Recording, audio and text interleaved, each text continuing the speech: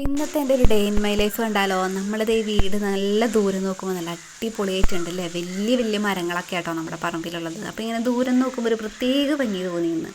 രാവിലെ തന്നെ അമ്മ മുറ്റടിക്കുന്ന സമയത്ത് ഞാൻ വെറുതെ ഒന്ന് എഴുന്നേറ്റ് വന്നതാട്ടോ. അങ്ങനെ ചെടികളൊക്കെ നോക്കിയൊന്ന് നടക്കാം, അതിനുശേഷം ബ്രേക്ക്ഫാസ്റ്റൊക്കെ ഉണ്ടാക്കാൻ പോകാമെന്ന് വിചാരിച്ചു.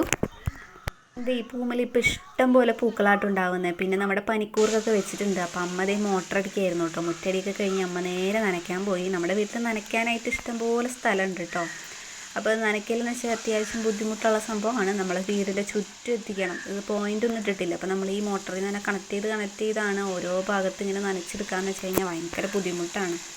അപ്പോൾ അമ്മ അവിടെ ഇരുന്ന് നനയ്ക്കുകയായിരുന്നു. അപ്പം ഞാൻ ഏതായാലും ചെടികളും അതുപോലെ തന്നെ പറമ്പിൽ ഇങ്ങനെ നടക്കും. നമ്മുടെ പറമ്പിൽ രാവിലെ തന്നെ നടക്കാൻ ഭയങ്കര സുഖമാണ് കേട്ടോ. കാരണം കാറ്റും കിളികളും എല്ലാത്തിൻ്റെ ഒച്ചയും ഇതൊക്കെ കേട്ട് നടക്കുമ്പോൾ ഒരു പ്രത്യേകത തോന്നും നമുക്ക്. അപ്പോൾ ഈ രാവിലെ തന്നെ നടക്കണം, കാരണം ഇപ്പോൾ ഭയങ്കര വെയിലാണ്. അപ്പോൾ അതിനൊരു 9 മണിയൊക്കെ ആകുമ്പോഴേക്കും നമ്മുടെ പറമ്പിൽ ഭയങ്കര വെയിലാട്ടോ. അപ്പോൾ പിന്നെ ആ സമയത്തൊന്നും പുറത്തിറങ്ങൽ നടക്കില്ല.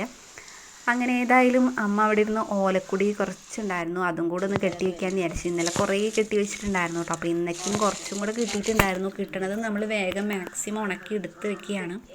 അല്ലെങ്കിൽ പിന്നെ മഴക്കാലമാകുമ്പോൾ പണിയാണല്ലോ. അപ്പോൾ 2-3 കെട്ട് ഇന്നലെ നമ്മൾ കെട്ടി വെച്ചിട്ടുണ്ടായിരുന്നു. അപ്പോൾ ഇന്നും കുറച്ചും കൂടെ നമുക്ക് കിട്ടിയിട്ടുണ്ടായി. അപ്പോൾ ഇതുപോലെ 2 കയറൊക്കെ അടിയിൽ കൂടി ഇട്ടിട്ട് നമുക്ക് ഓല കെട്ടി നല്ലപോലെ ഒതുക്കി അങ്ങോട്ട് കെട്ടും, അതിന് ശേഷം എടുത്ത് വെക്കും.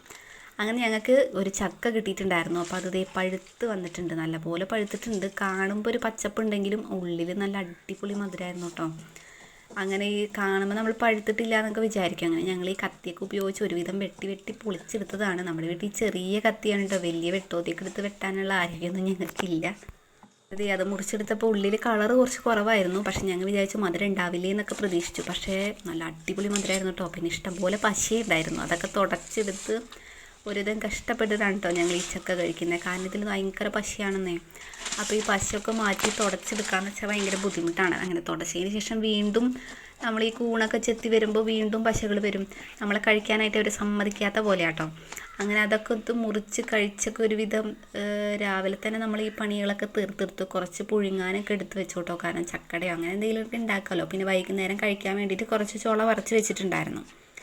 അപ്പോൾ അതൊക്കെ എടുത്ത് വെച്ചു. പിന്നെ ചക്കക്കുരു വീട്ടിലെല്ലാവർക്കും ഇഷ്ടമാണ് കേട്ടോ. അപ്പോൾ അതിന് ശേഷം ചക്കക്കുരുവൊക്കെ പോളൊക്കെ മാറ്റി നല്ലപോലെ ഒന്ന് കഴുകി വൃത്തിയാക്കി വെച്ച് കഴിഞ്ഞാൽ ഈ ഉറുമ്പും പ്രാണികളൊന്നും ഉണ്ടാവില്ല. അപ്പോൾ ചക്കക്കുരു ഉപ്പേരി വെക്കാനും അതുപോലെ തന്നെ ചെമ്മീൻ കറിയിലൊക്കെ ഇട്ട് വെക്കാനൊക്കെ ഭയങ്കര ഇഷ്ടമാണ് നമ്മുടെ വീട്ടിൽ.